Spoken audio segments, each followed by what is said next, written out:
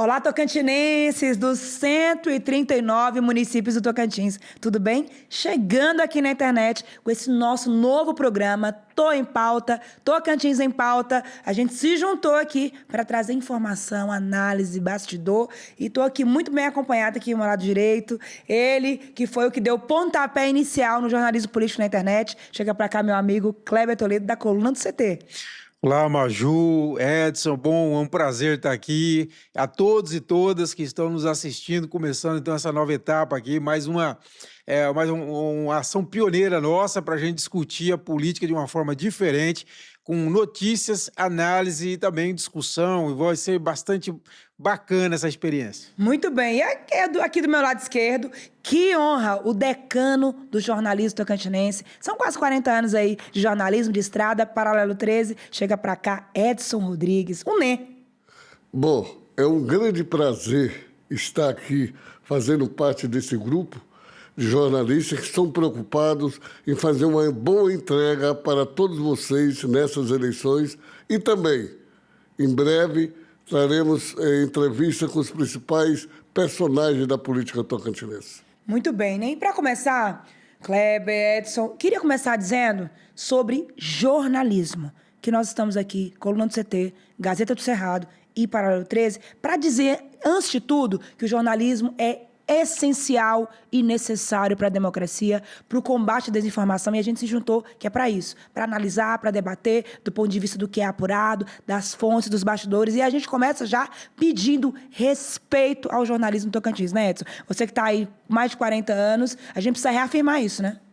O Tocantins precisa, a partir dessa nova etapa, que esse produto que nós estamos trazendo é o novo, para que a sociedade possa ser bem informada e isenta, que todos nós estamos aqui transparentes para trazer o melhor para vocês. Nós queremos fazer a entrega a vocês de boas notícias e do valor do jornalismo no Tocantins. Muito bem, Kleber, não existe eleição, processo eleitoral transparente e crítico sem a imprensa, né? Exatamente, né? Fundamental a gente ter informação de qualidade. Principalmente, muitas vezes, mas tem muita informação hoje, mas justamente por isso que precisa de informação de qualidade, porque você tem muita informação, mas você tem muita fake news rodando por aí, e eu acho que cabe ainda ao jornalismo profissional ser essa referência, né, em termos de credibilidade, qualidade, confiabilidade. Esse é o nosso papel. Muito bem, simbora, que tem muito assunto para a gente debater hoje. Essa é a edição 01, a primeira, o pontapé. Nós estamos aqui com muito carinho para trazer para você informação importante. Para começar, Kleber, vamos lá, Kleber e Edson. Estamos aí no desenho do tabuleiro, né, Kleber e Edson? Temos o quê, gente? Vamos lá. Temos a única mulher, professora Dorinha, senadora da República. Temos o mais jovem, que é o Vicentinho Júnior. Temos aí o professor Witer do PSOL. Temos aí Laurez Moreira, que dos pré-candidatos é o que tem mais quantidade de mandatos. E temos o empresário Ataídes Rodrigues. Esse é um cenário... Ataídes Oliveira, realmente, geralmente. E aí, esse é o cenário pré-desenhado que a gente tem se não mudar nada na convenção. Mas como chegamos até esse cenário? Tudo começou bem lá atrás, né, Kleber?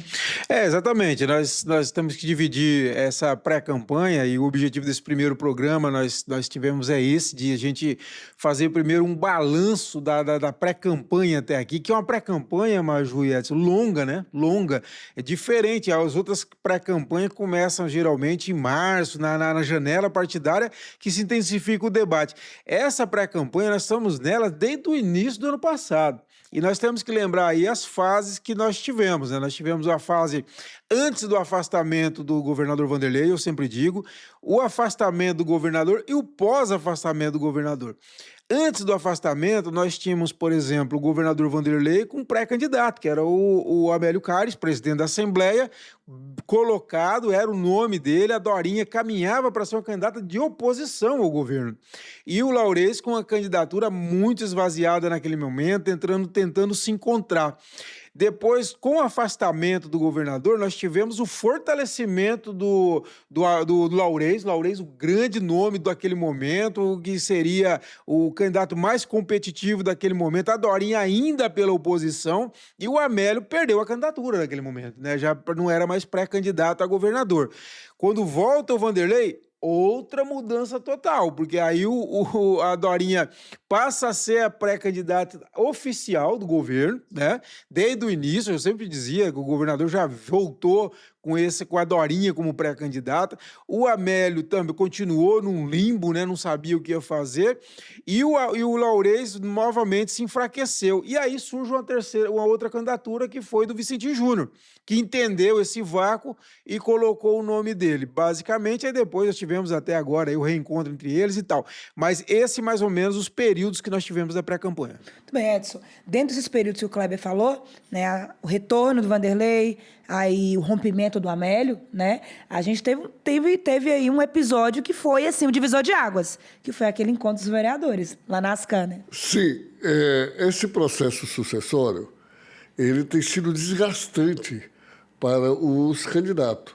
Quando o Laurez houve o rompimento entre ele e o governador Vanderlei, que ele saiu com a candidatura dele, logo em seguida a Dorinha, para não perder tempo, saiu com a dela, mas até agora são quase 2 anos de campanha.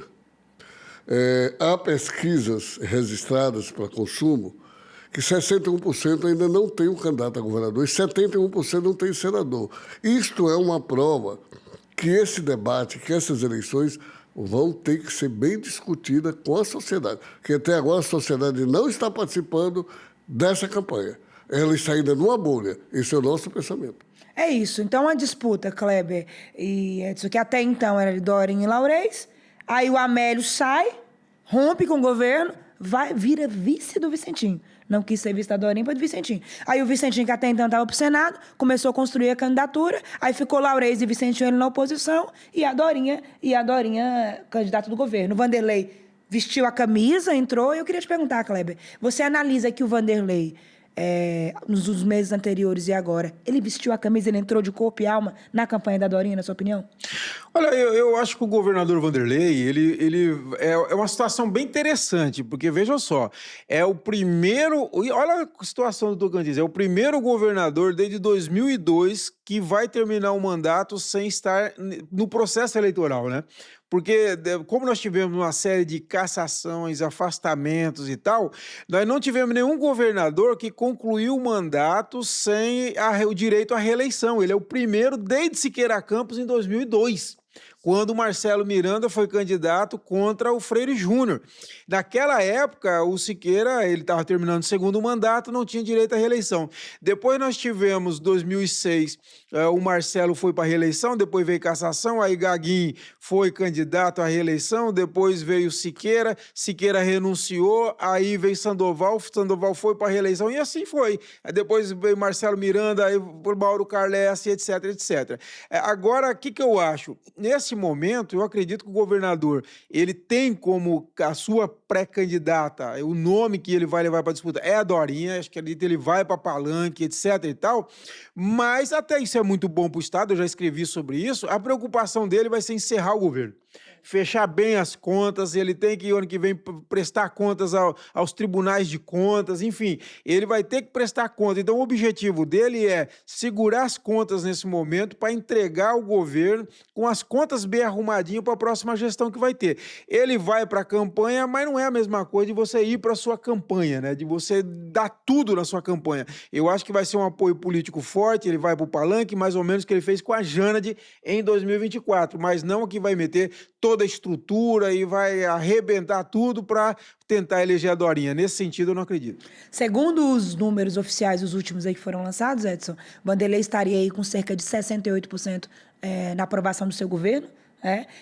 Teve o evento que foi realizado em Palmas, que ele declarou apoio para a Dorinha, a gente estava lá e viu ele discussando, dizendo que quer que ela seja a primeira governadora, e teve na última semana o evento em Araguaína, que ele também chegou junto com ela, fez um discurso ali forte e tal. Como é que você analisa o efeito dessa decisão do Vanderlei de permanecer no governo para encerrar e de assumir a Dorinha, essa candidatura da Dorinha como a candidatura do grupo dele, do grupo palaciano?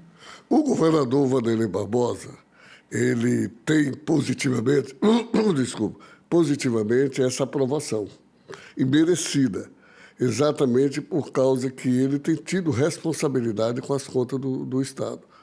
E uma coisa que me chama a atenção, O governador não entrou na campanha, nesse negócio de corpo e alma. Ele está esperando o horário, no meu pensamento, o momento depois das convenções, para ele convocar o secretariado, reunir para ele entrar na campanha.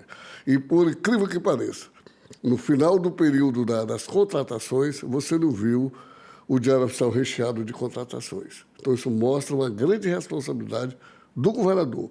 E ele não está colocando a máquina a favor da política, a favor da candidatura dele. Agora, ele, o prestígio dele, do seu grupo, vai sim transferir voto para Dorém. Isso eu não tenho dúvida.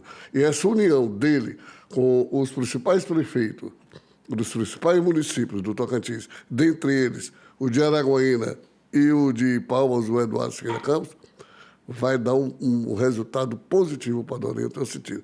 Não quer dizer que o governador decida a eleição, mas que ele vai transferir voto e prestígio, sim. Você falou sobre o engajamento dos prefeitos com o governador. A gente pode citar Araguaína nesse evento que foi realizado lá. O engajamento do prefeito Wagner estava lá organizando.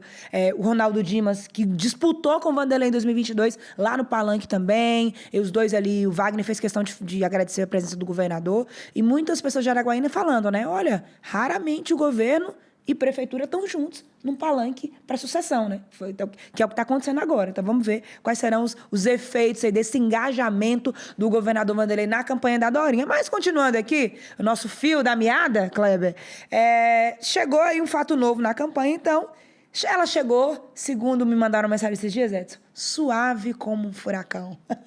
A ex-senadora Cátia Abreu assumiu aí, voltou à cena depois que se filiou ao PT, deu muita repercussão à filiação dela, Kleber, como a gente percebeu, né? E agora está aí coordenadora da campanha do Lula, nas últimas 3 semanas, reuniões intensas, foi à Ilha do Bananal e tal.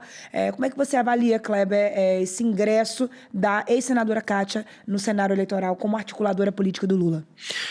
Eu acho muito isso, ela vai ficar muito na campanha do Lula. Ela não vai, eu acredito, entrar na campanha tanto na campanha estadual, como o caso do Laurez, que é o candidato apoiado pelo PT, que deve ser o candidato apoiado pelo PT. Agora, é interessante, né? Assim, isso é uma consolidação da relação da senadora Cátia Abreu com o PT e o presidente Lula. Lembrando, né, que a Cátia foi inimiga visceral do Lula e do PT até meados dos anos aí 2010, né, quando ela vai para a CNA, presidência da CNA, onde ela se aproxima da Dilma, e ali depois virou ministra da Dilma, mas até ali ela era inimiga. Lembrando que a Cátia, ela foi a grande articuladora do fim da CPMF, né? Ela que derrotou a CPMF no governo Lula. Naquela época, assim, ela era vista como inimiga número 1 do Lula na campanha contra a CPMF. E ela, assim, fez um relatório brilhante, foi muito elogiado e acabou derrotando a CPMF, derrubando, que era um imposto, que era uma taxa que era usada para a saúde, uma contribuição usada para a saúde. O governo Lula ficou muito irritado na época. Então, foi uma relação muito tumultuada. E depois, essa aproximação da Dilma teve um custo muito grande com a Cátia, que foi perder o seu eleitorado, que era o agronegócio, né? E ali foi um custo político altíssimo para ela, e ela mostrou uma fidelidade como poucos a Dilma e também ao presidente Lula, e agora aparece aí, então, primeiro se filiando ao PT, né, que muita gente assustou até, apesar da proximidade, não esperava essa filiação dela ao PT, se afiliou ao PT, e agora é coordenadora. Eu acho que foi um nome bem escolhido, ela é muito dinâmica, muito aguerrida, e já está causando, né, diz que vai reunir os prefeitos, vereadores, mesmo que estejam em outro palanque regional, mas vai fazer uma reunião para quem apoia o Lula. Você apoia o Lula, mas está com a Dorinha, apoia o Lula, mas está com, sei lá, com o Vicentinho. Ela vai fazer. O Paulo Mourão não gostou, chegou a falar, não gostou, isso aí não é certo, atrapalha o presidente Lula, que está priorizando a eleição para Senado e Câmara e tal, mas ela teve o apoio aí do próprio Nílio Willi, que é o presidente do PT, do grupo, do coletivo Somos Vereador, né, daqui de vereadores de Palmas, tiveram apoio aí. Então, assim, ela já está causando. É isso, causando mesmo, porque já vieram até uns recadinhos aí. O próprio presidente Nili, nessa semana, deu uma declaração dizendo que a coordenação do Lula não tem dono, que ninguém é maior do que ninguém, né? O Paulo Mourão também, na convenção que teve do pessoal, deu aquela alfinetadinha ali também, que não pode usar a coordenação para projeto pessoal, mas a Cátia segue reunindo jovens na sua chácara, vai fazer um evento agora com a juventude com Lula, foi na Ilha do Bananal. Edson Rodrigues, Qual que tem sido o efeito Kátia nessa consolidação da construção do palanque do Lula e como é que você vê esses incômodos que alguns petistas têm sentido com relação à atuação dela? Primeira coisa, eu não falo do Nilo, quando ele chegou agora, mas os comandantes dos PTs anteriores não conseguiram eleger um deputado estadual, um federal, e não tem feito nenhuma reunião. Tudo está com ciúme, porque a Kátia, ela chega... E outra coisa, a Kátia não veio para o Tocantins sem ser com as cartas na mão do Palácio do Planalto do Lula. Ela tem autoridade, tem liderança e tem comando. A senadora Kátia chegou para dar um impulso e dar vida ao PT. Às vezes, esse ciúme está ocorrendo agora, mas eu tenho certeza que até as convenções vão se unir, vão se organizar. A Kátia vai cuidar de dar uma vitória para o Lula acima do que ele tinha aqui. Isso eu tenho certeza que ela vai tentar. E o que está havendo dentro do PT é um ciúme, porque o filho dela, um deles, é o candidato à reeleição, o Irajá, e o outro é candidato a deputado federal em outra chapa. E a Kátia ele jamais vai trabalhar com, mas ela vai ficar 100% focada na reeleição do presidente Lula. A campanha do Laurez, o Laurez já disse que ele vai tocar a campanha dele, o relacionamento dele é com o presidente nacional do PT, mas isso aí vai ter um entendimento que vai ser melhor para eles do que eles ficarem disputando quem é melhor, porque a Kátia tem o poder e tem as cartas. Esse é o meu pensamento. Ainda falando agora sobre a formatação desse tabuleiro pré-eleitoral, vamos falar de Vicentinho Júnior, né? Que então foi para a candidatura a governo, ganhou a adesão do Amélio, Guimarães veio junto, e aí então agora eles formaram esse trio Parada Dura que tem feito eventos regionais. Kleber Toledo, como é que você tem avaliado esses últimos meses de articulação do grupo do palanque do Vicentinho Júnior?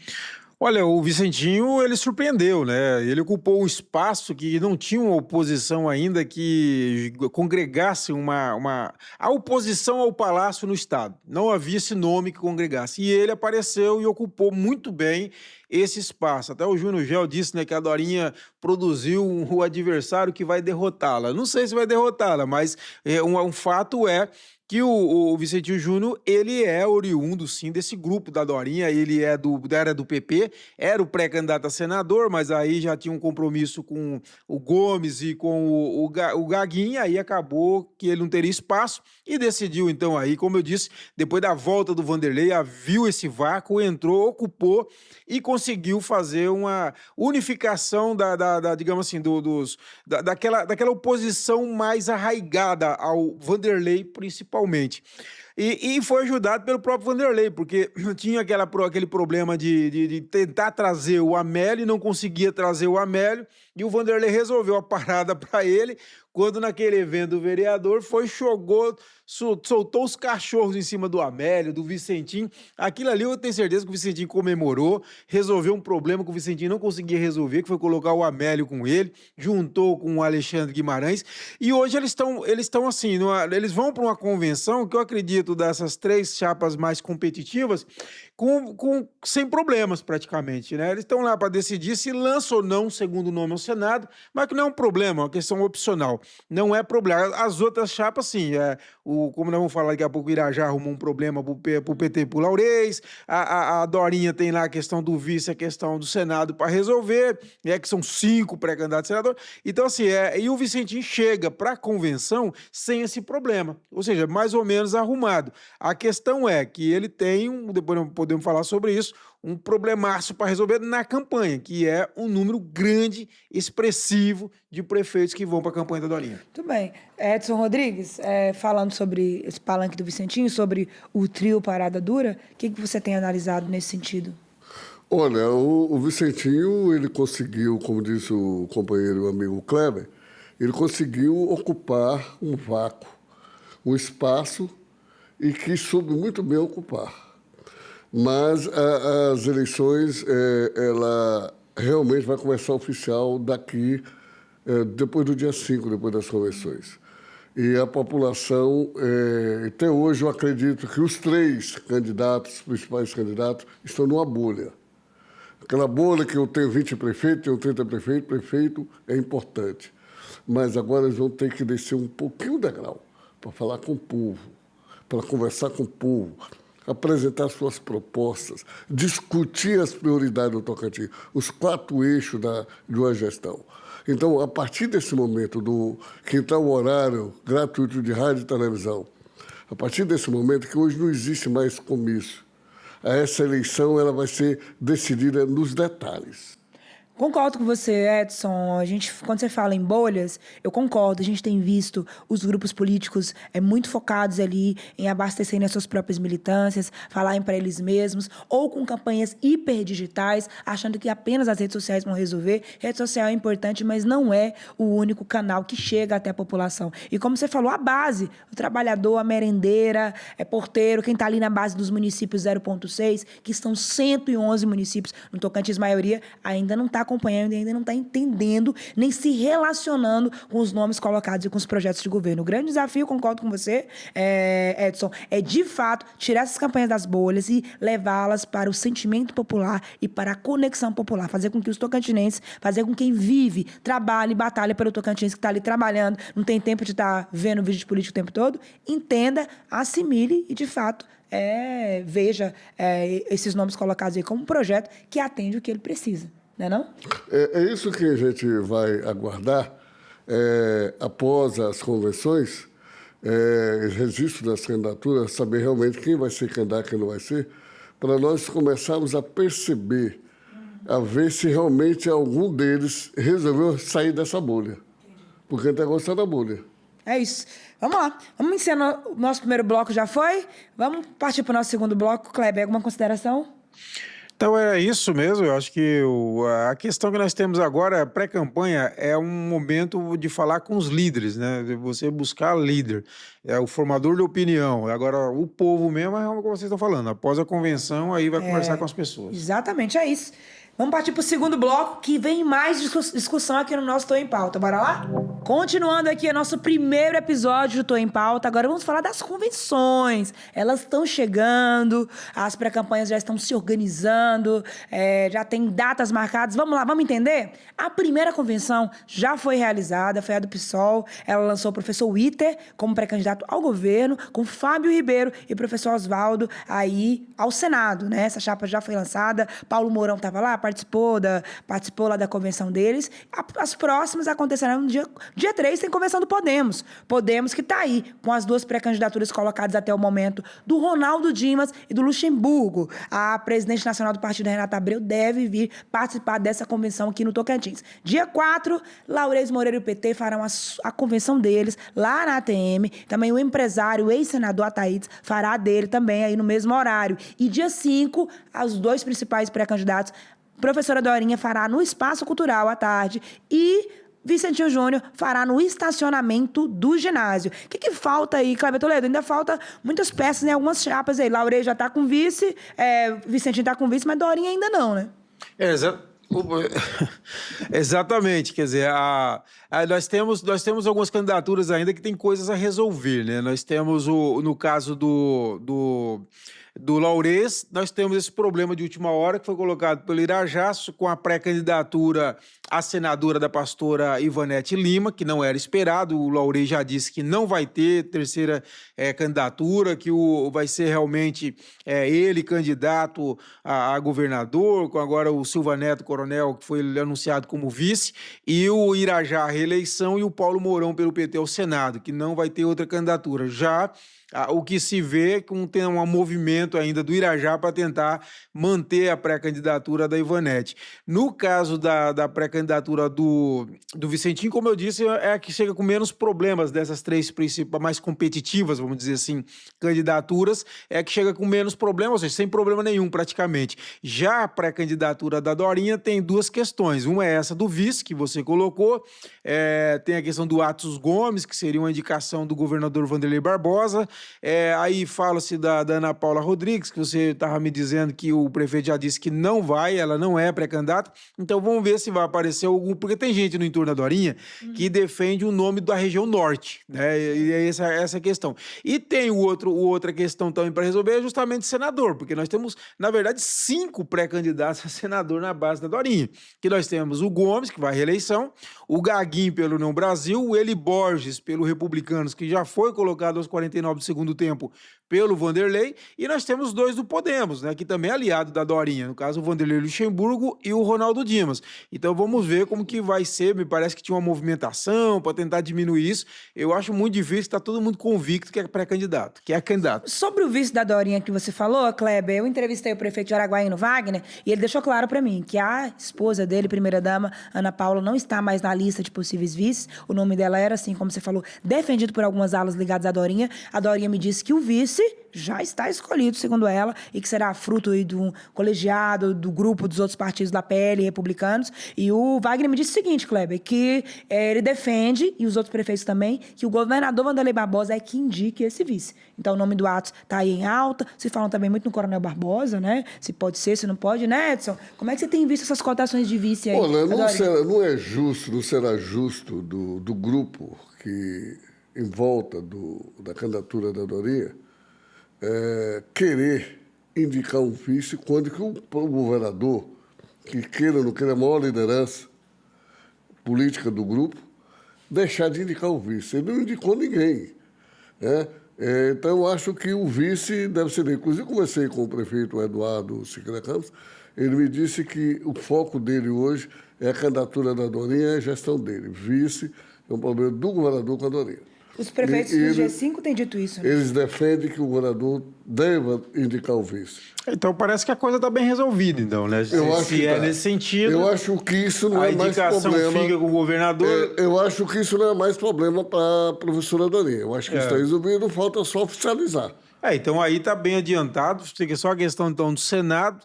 Então, se for isso, se for realmente o Atos Gomes, lembrando que o Atos ele é ex-secretário de Esporte e Juventude do governo Vanderlei e é genro do presidente da Câmara de Palmas, o Marilon Barbosa, que é irmão do governador Vanderlei Barbosa. Esse seria o nome mais cotado. Como você disse, tem o Coronel Barbosa, que se diz também, lá atrás se falou até do Eduardo Fortes, né?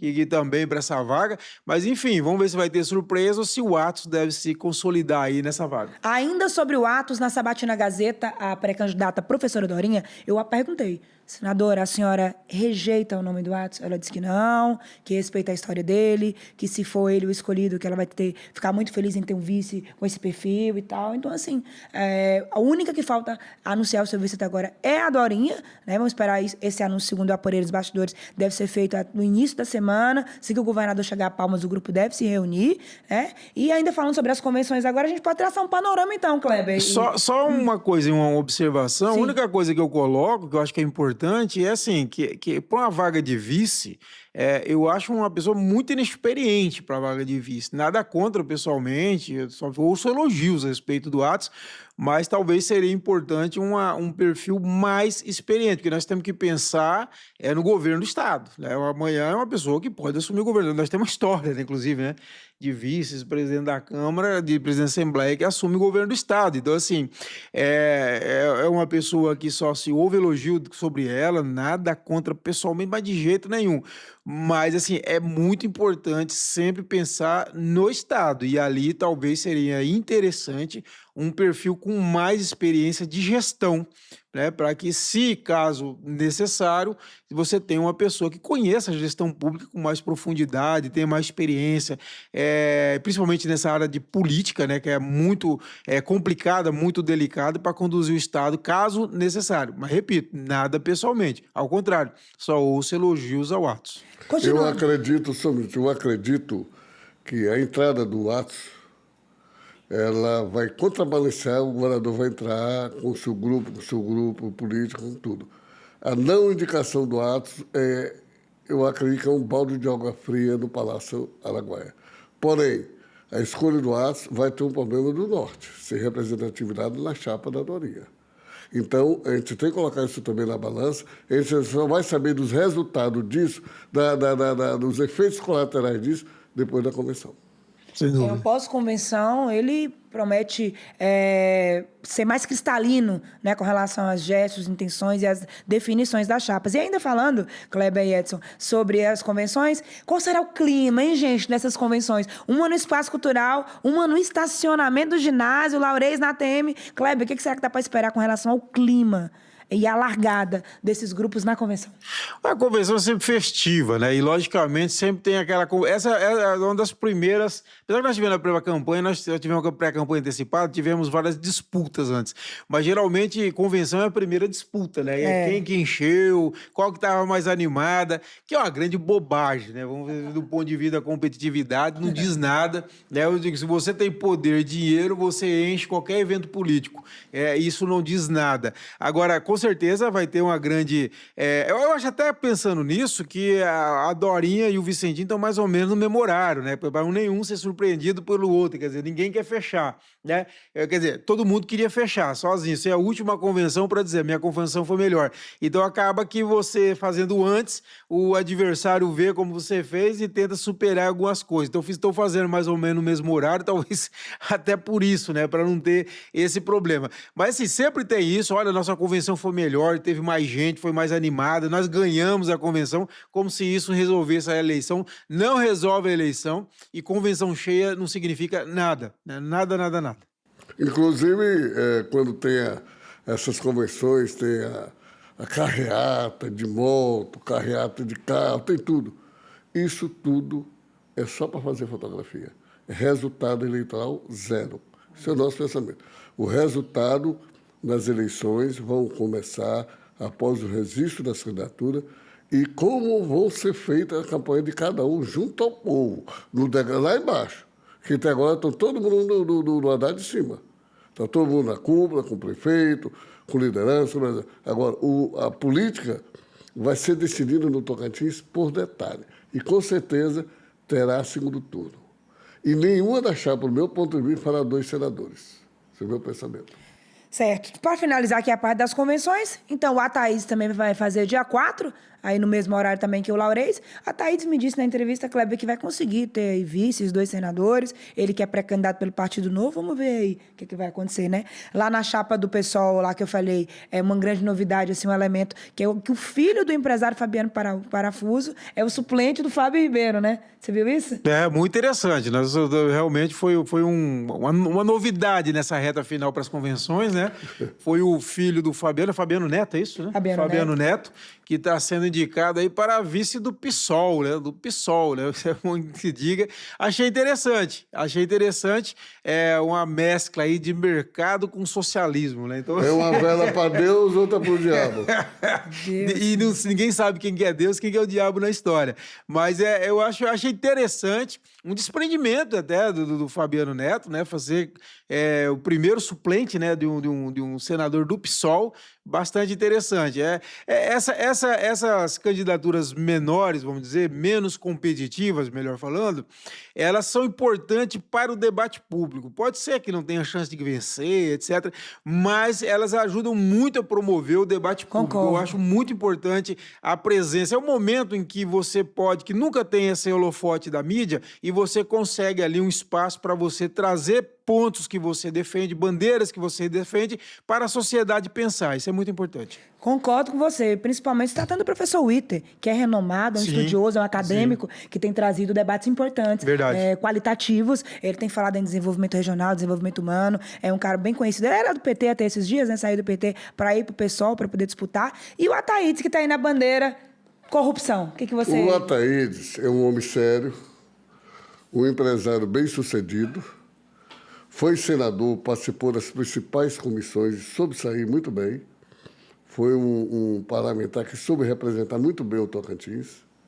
Ele tem o seu espaço e tem a sua forma de fazer política. Mas não subestima o Ataídes, não. Ele vai ter voto e hoje já tem 8% segundo as pesquisas registradas. O Ataídes é um candidato que precisa fazer parte dessa campanha para os debates. Ele é uma pessoa que vai provocar os candidatos a responder muita coisa e a se comprometer com muitas coisas.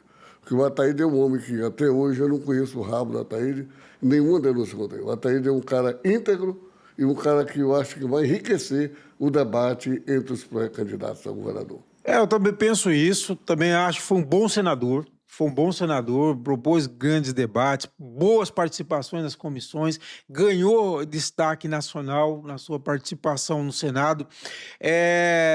Como você disse também, eu acho que o Attaídes ele é um dos empresários de sucesso do Estado que fez a sua história sem o poder público, só com a iniciativa privada. Isso aí merece um destaque muito grande no Estado em que nós temos muito o capitalismo de Estado, né? E aqui lá ele não, ele fez um capitalismo realmente bem tradicional de mercado. Isso é um diferencial muito grande dele. O que falta muitas vezes é o tempero da experiência política, né? Que eu acho que de articulação política. E essa é a questão. Bate num tema importante para a sociedade, que é a corrupção realmente, que preocupa e muito. E eu concordo com o Edson também. O Attaídes tem moral para falar sobre essa questão da corrupção pela história dele. Então, assim, eu acho um bom nome que pode trazer bons debates e, logicamente, vai ter que ter aí a capacidade de convencer o eleitor de que é uma boa opção. E, enfim, eu concordo com o Edson, que o Edson disse agora há pouco. Eu acho que o segundo turno é inescapável com esses nomes, bons nomes para bons debates, nomes, alguns deles muito competitivos. Eu acho que é bem provável mesmo um segundo turno no Estado. Isso pela primeira vez desde 1990, lembrando que o outro segundo turno que nós tivemos foi na eleição extraordinária, que foi na eleição tampão de 2018, né? Mas numa eleição ordinária, o único segundo turno da nossa história foi em 1990 com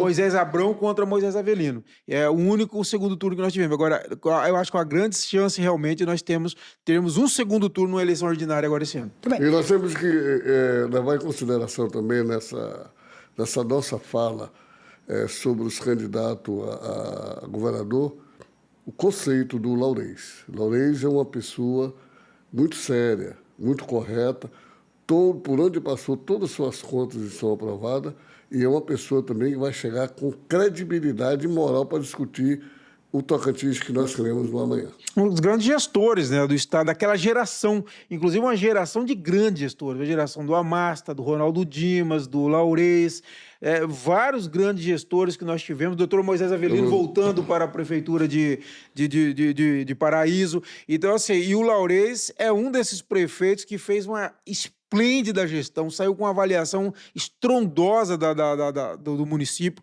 recuperou as contas do município, o município investiu bastante. Então, um dos grandes gestores, tranquilo, sereno. Inclusive, eu acredito que nós vamos ter uma campanha de alto nível, considerando esses nomes que estão aí colocados. Já que você falou em alto nível, vocês comentaram sobre o Attaídes, eu acredito que o maior desafio do Attaídes nesse momento é defender as suas bandeiras e levar o seu nome de uma maneira respeitosa e com equilíbrio. Acho que isso, a corrupção, toda essa bandeira que ele tem aí, mas ele fazer isso de uma forma equilibrada e respeitosa com relação aos outros pré-candidatos. E sobre o Laurez, acredito que agora que o PT veio, ele fez uma coletiva essa semana, onde estavam lá os nomes históricos do PT, o Freitas, do PT, os caras estavam lá, então dá para perceber que a militância petista está vestindo mesmo a camisa dele. Então eu creio que agora é ver como capitalizar, né, esse ativo político dessa aliança com o PT de forma melhor, né, e dar uma balançada aí, na minha opinião, na sua pré-candidatura, seus materiais de rede e tal, intensificar um pouco mais esse material. É isso. Falamos agora aqui sobre as convenções, sobre todos. Agora, vamos falar na parte que eu gosto. Essa parte eu gosto. Edson e Kleber. Janed, pré-candidata federal, Jair, pré-candidata federal, Amélio, pré-candidato a vice. Esses três não são mais pré-candidatos, né? Os outros estão na luta aí. Disputa de estadual e federal. Gente, mas se os pré-candidatos ao governo já estão adiantados, imaginem esses, hein? É pré-candidato demais. Os que estão buscando a reeleição estão aí correndo atrás do prejuízo, reforçando as bases. Tem muito nome novo chegando, principalmente nome de mulheres. Gente, precisamos de mais mulheres, Kleber, na Assembleia, na bancada federal de deputados que não tem nenhuma mulher. Espero que venham mais mulheres. Então, assim, eu chamo a atenção para que essa disputa proporcional de estadual e de federal, Kleber e Edson, seja uma disputa focada em causas e em bandeiras. Causas e bandeiras, não só na chamada planilha, principalmente a federal. Federal a gente vê, Edson e Kleber, uma disputa acirradíssima pelas 8 vagas, com favoritos claros, tem muitos favoritos, você vê Jair Farias, é um cara que está há 2 anos já com o nome dele cotado, vem do Bico, com o sentimento do Bico, voltar a ter um deputado federal, é ou não é? Sandoval, um ex-governador, você vê aí Thiago Dimas lutando para continuar lá também, Ricardo Aires, que na avaliação de muitos é considerado um dos melhores deputados federais da atual legislatura, né? Tem aí o Fábio Vaz também correndo por fora com a educação. Então, assim, o Damaso tá lá no PSDB também, um deputado, quando foi deputado, muito bem avaliado. Então, assim, para federal e para estadual, não é só o votinho de planilha, não. Tem que buscar o sentimento, a identificação popular, reforçar as bases e principalmente causas. Concorda, Cleber? Você, no caso que você está falando, desculpa, Cleber, sobre mulher, o Tocantins, o eleitor Tocantins, vai ter 2 grandes mulheres preparadas, testadas já, e pode trazer muito o que o Tocantins precisa. A Nilmar, que é ex-prefeita, ex-secretária, ex-deputada federal, e a Dulce Miranda, que foi a primeira-dama atuante, deputada federal atuante, as duas são candidatas a deputada estadual. Então, eu acho que o Tocantins está muito bem representado. Não estou falando da Cláudia Leles, que é uma pessoa que é uma deputada atuante, que tem serviço prestado. Estou falando das que vão poder chegar, novas opções. E o Tocantins precisa de novas opções. Eu acho que essas 2 mulheres estão preparadas para ser testada e ser observada durante essa campanha. Você está falando aí, estadual, a Cláudia e a Wanda, das mulheres, vão disputar a reeleição. A Cláudia aumentou muito o eleitorado dela, né, Cláudia? Está com base no Bico. A Wanda também sai de palmas gigante. A Cláudia está no Sudeste. E no Bico também. Agora o Auri apoiando ela. Ela ampliou muito as bases, né? Ela está em Itaguatinga com um grupo muito forte. Na região de Indianópolis. Ela está muito bem. Região Sul também, ali, região Formosa. Ela está muito bem representada. E nós temos a doutora Ângela também, da Facite, também, que é da estadual também. É uma mulher preparada, é uma mulher que não precisa de emprego. Exato. Ela quer doar. Quer servir. Para servir. Mas assim, agora é o grande problema. Eu, por exemplo, não gosto dessa história de cota para mulher. Eu quero candidato, eu quero cota para mulher em cadeira. É a minha defesa. Como ocorre no México, no Chile. Ou seja, por exemplo, a Câmara de Palmas, se tivermos 23 cadeiras, sei lá, vai ter que ter metade mais 8 mulher para mulher. Então, assim, o homem vai disputar 11 cadeiras, mulher vai disputar 12 cadeiras, porque é a maioria do eleitorado. A Assembleia, que estão 24 cadeiras, então tinha que ser 12 para homens, 12 para mulher. Assim nós resolvemos a participação da mulher. E acaba com coisa que nós mais vimos nesses últimos anos, que foi fraude da cota feminina. Inclusive, que no Tocantins, houve caso de anulação de eleição para vereador. Se não me engano, foi lajeado, tivemos vários lugares aí com problemas nesse sentido, né? Então, isso é muito importante. Agora, essa campanha de federal está muito disputada, caríssima. É uma eleição que está tendo muito gasto, vai ser uma eleição caríssima. Claro, vamos ver aqui. Quem não é candidato à reeleição? Nós temos o Toninho Andrade. O Toinho, Gaguinho. 5 não são. 5. Eli Borges. O Alexandre Guimarães. 5 não são. E mais quem? Tem mais um aí. Então, 5 vagas aí vão estar vazias. E o Toinho, que vai para estadual. Exato. Vai para estadual. Então, enfim, nós teremos uma renovação gigante na Câmara Federal e isso talvez até acirrou essa briga, né? Porque são 5 novas vagas e aí acabou acirrando mais essas brigas aí.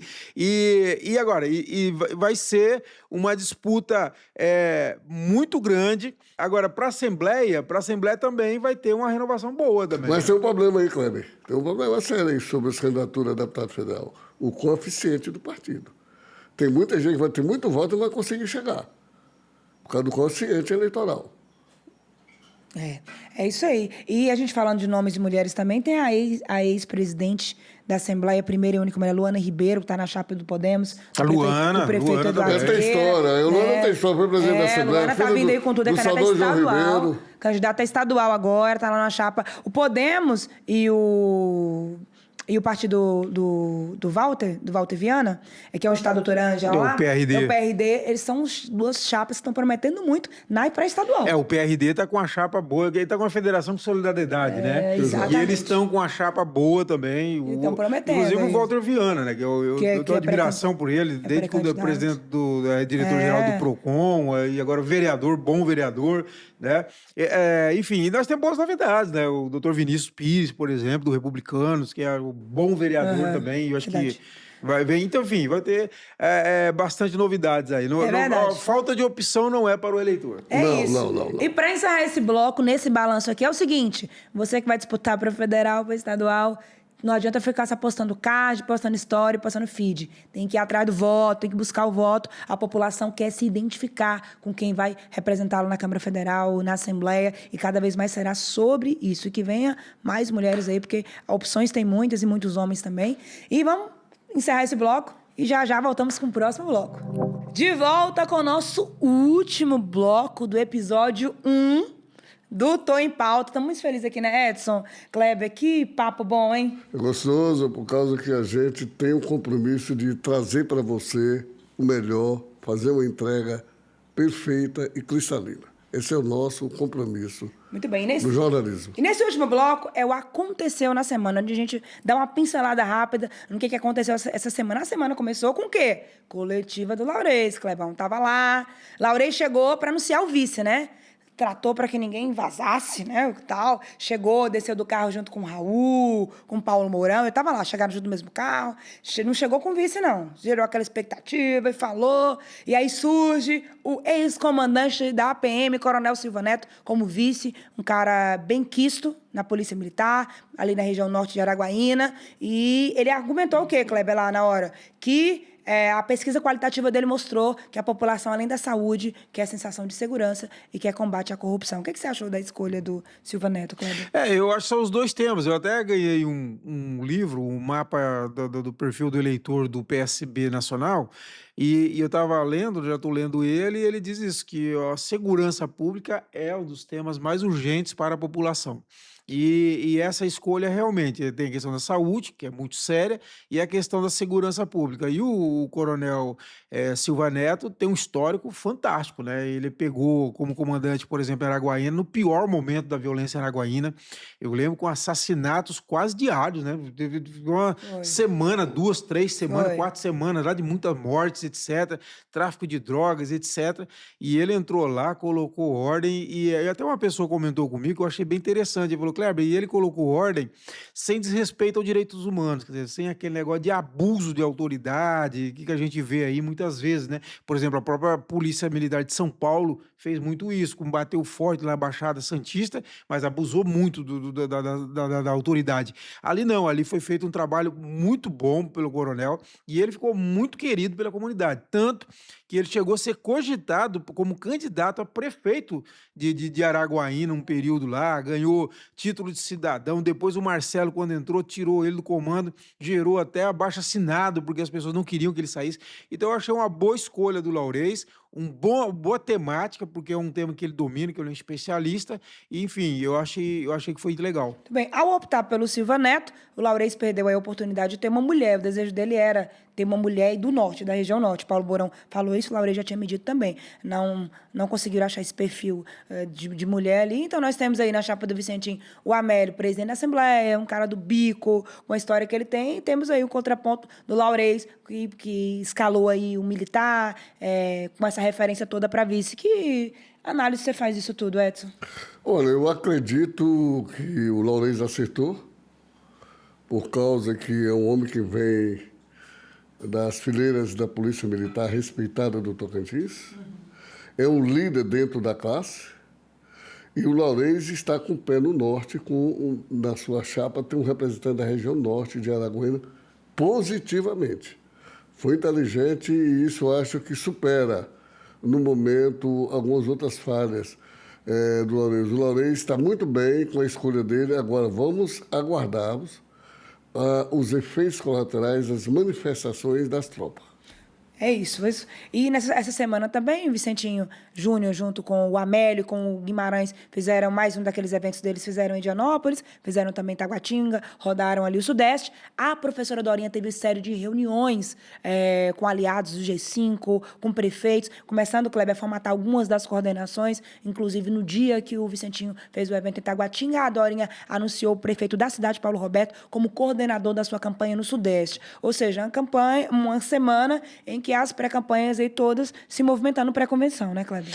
E o debate sobre isso que teve essa semana, eu conversei com o Miranda Taguatinga, o ex-prefeito de Taguatinga, né? E foi o seguinte, de eles reclamando da suposta falta de interesse da Dorinha pelos ex-prefeitos, né, das cidades, e que a Dorinha estaria privilegiando os prefeitos. E o Vicentinho anunciou muito ex-prefeito.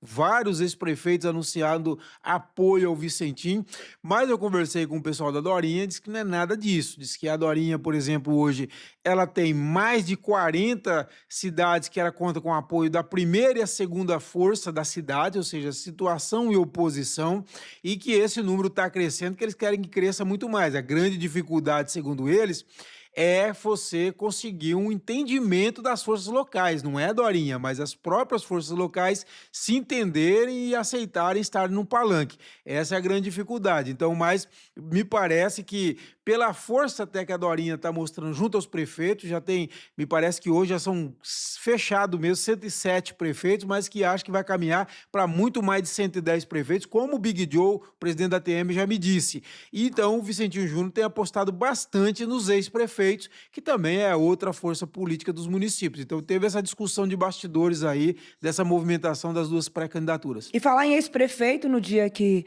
o Miranda anunciou aí para o Vicentinho, ontem, né, o ex-prefeito de Oliveira de Fátima, que é o Gesiel Ocelino, também foi anunciado para a campanha da Dorinha. A campanha dela disparou aí esse release informando isso também.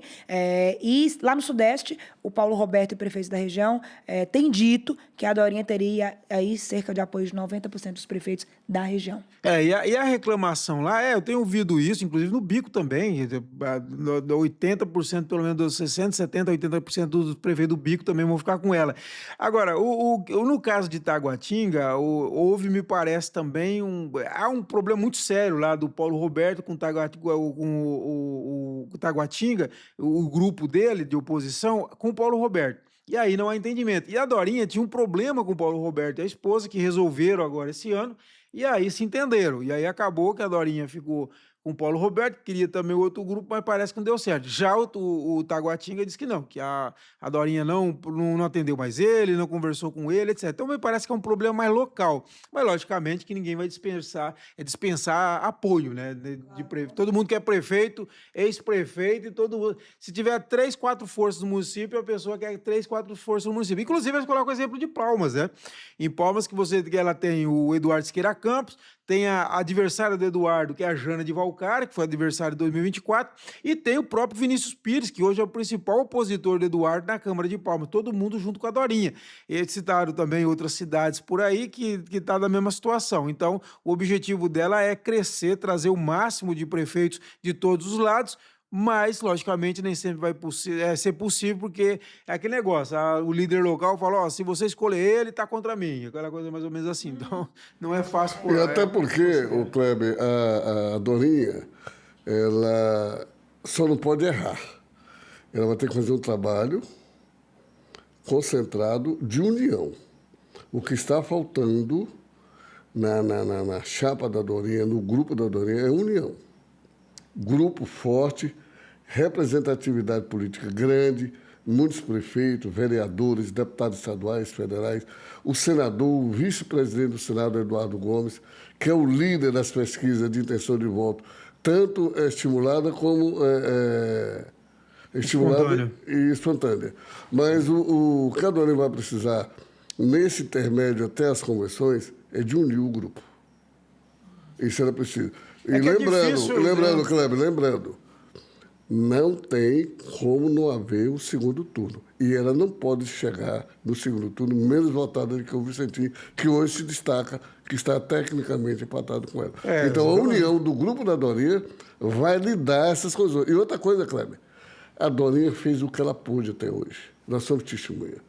Ela trouxe até novembro do ano passado o índice de 35% de aprovação de voto, o índice de 35% até março. Então, daí para cá, o governador passou a apoiá-la, ele precisa também fazer entrega com o grupo dele. E a Dorinha precisa crescer.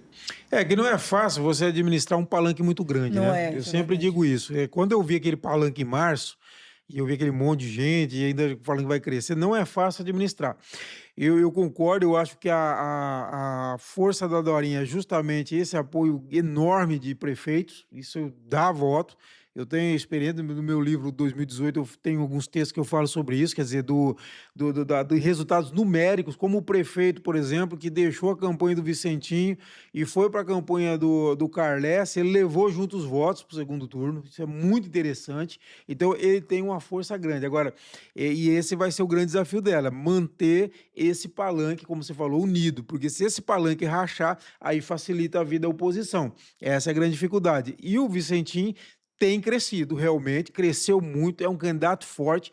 O Laurez, como eu cheguei a fazer um vídeo sobre isso, que o Laurez passaria despercebido se ele continuasse sozinho, que ele tinha realmente que ter o Lula no seu lado, com o Lula ao lado dele, sabendo capitalizar.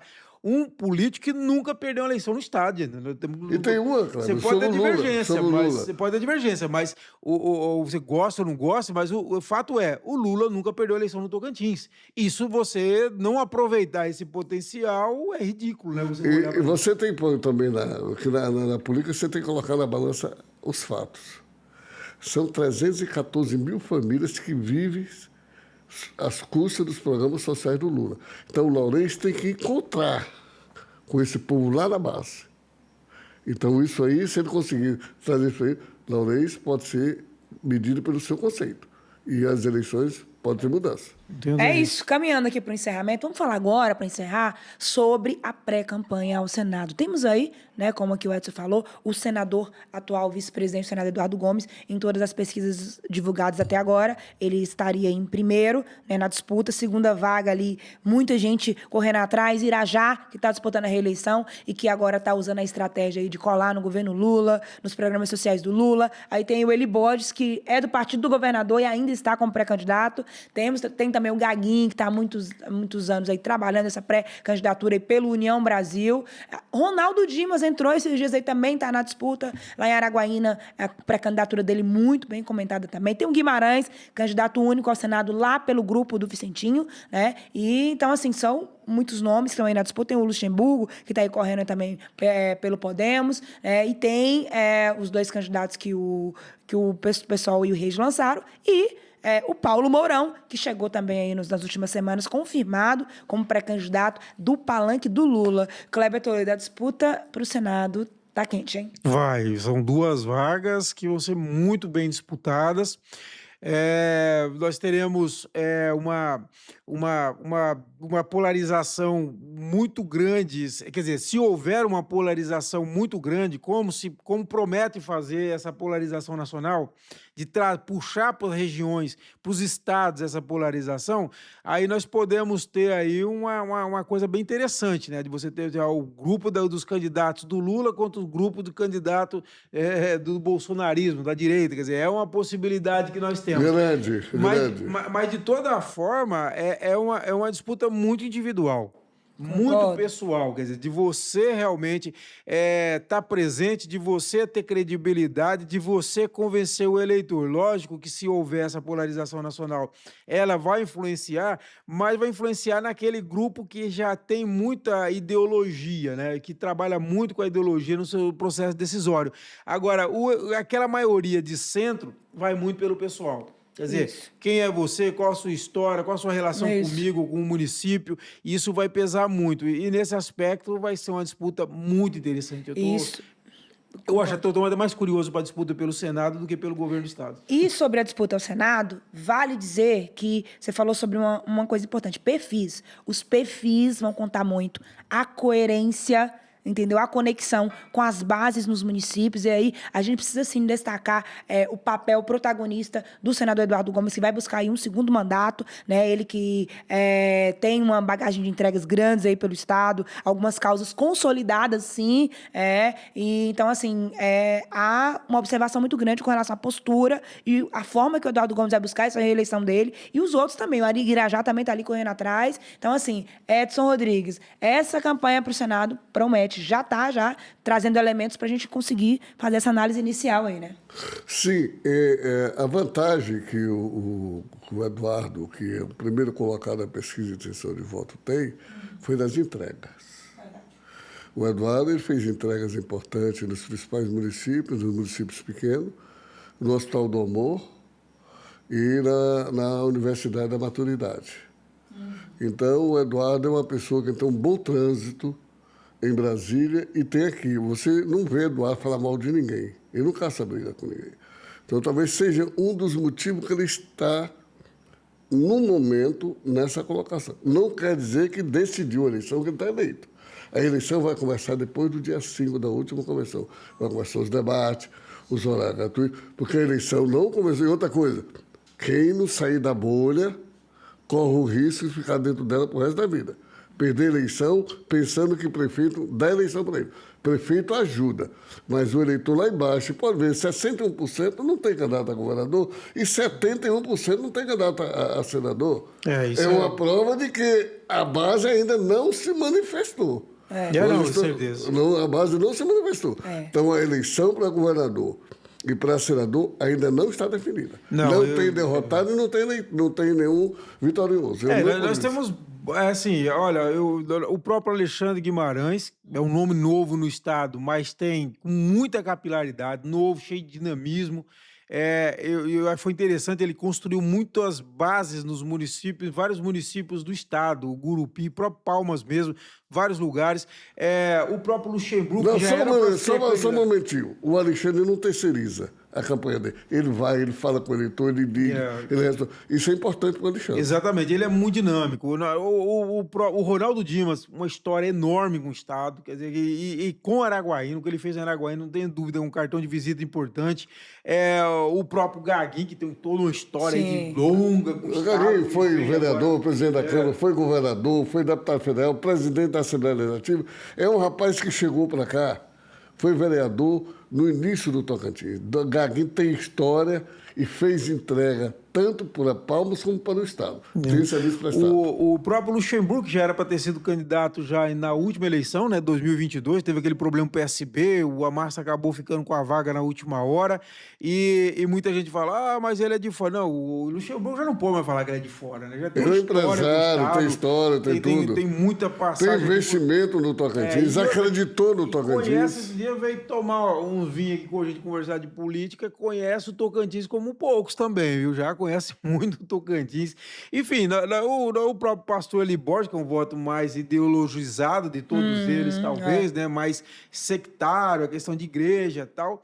Enfim, vamos ver o que vai virar, uma candidatura também que foi colocada que ninguém esperava aí de última hora. Assim, nomes também não vão faltar, né? Sim. História não vai faltar. E nós temos um candidato aí, o Kleber, que a gente não pode deixar de falar da qualidade dele.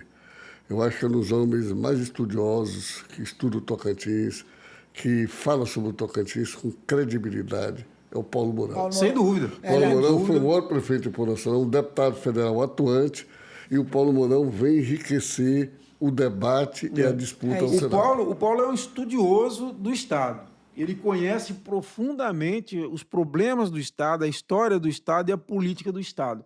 E é uma pessoa de uma mentalidade progressista, que tem enxerga a necessidade de duas coisas que eu sempre digo que é fundamental no Estado. Primeiro, planejamento. Segundo, inclusão social. Então, assim, é um dos nomes, eu sempre digo, e me critico às vezes por isso, mas tem que falar que é verdade. É um dos quadros mais preparados da política do Tocantins. Isso eu não tenho dúvida, não. Então, assim, nós temos, é lógico que todos têm deficiência, todos têm problemas. Se você for apontar o problema, é normal, todo mundo vai ter. Agora, o desafio deles é convencer o eleitorado, né? Convencer o eleitorado e isso aí vai ser eu acho que a eleição que vai ser a eleição mais disputada, mais intrincada. Pro Senado. Vai ser Eu concordo com você. Para Senado, concordo. Paulo Mourão tem esse preparo que ele tem. Ele também já está mostrando agora no início da pré-campanha, e ele está mesmo realmente muito ligado com a campanha do Lula, com as ações do governo Lula. Irajá está buscando essa linha, mas o Mourão ele está, de fato, falando com maior propriedade, porque a gente sabe que ele é mais próximo que o Lula com relação a isso. Vamos ver o que vai dar, né? São muitos nomes, que a população analise agora, depois das convenções, compare e, de fato, decida, né? duas coisas eu quero dizer para vocês, para a gente caminhar para o encerramento. Essa é uma eleição que será a eleição da presença. Não basta postar, não basta jogar em grupo de WhatsApp. O povo que está cada dia mais crítico, cada dia com mais acesso à informação, quer a presença, quer saber, quer conhecer. Então não adianta só ficar postando e disputando o número de curtida e de comentário. E segundo, cada detalhe importa sim. Terceiro, inteligência emocional, viu? Essa é a eleição da inteligência emocional. Ela também estará nas urnas, Kleber. A gente vê, às vezes, o pessoal perde a cabeça, e aí é isso, é aquilo. Não, é a hora de cabeça no lugar, planejamento, organização, grupo, base e busca de conexão popular, e que vençam os melhores. A soberania, o voto popular cabe ao povo. É o povo que decide, não é não? E aquele que não descer para o andar de baixo, para conversar, estar com o eleitor, estar com o empresário, microempresário, conversar, discutir, ouvir e escutar, ele vai continuar na bolha. Concordo, é isso. Kleber, por hoje é só. Suas considerações finais? É isso, foi um prazer da gente, primeiro programa, a gente está aquecendo os motores ainda, né?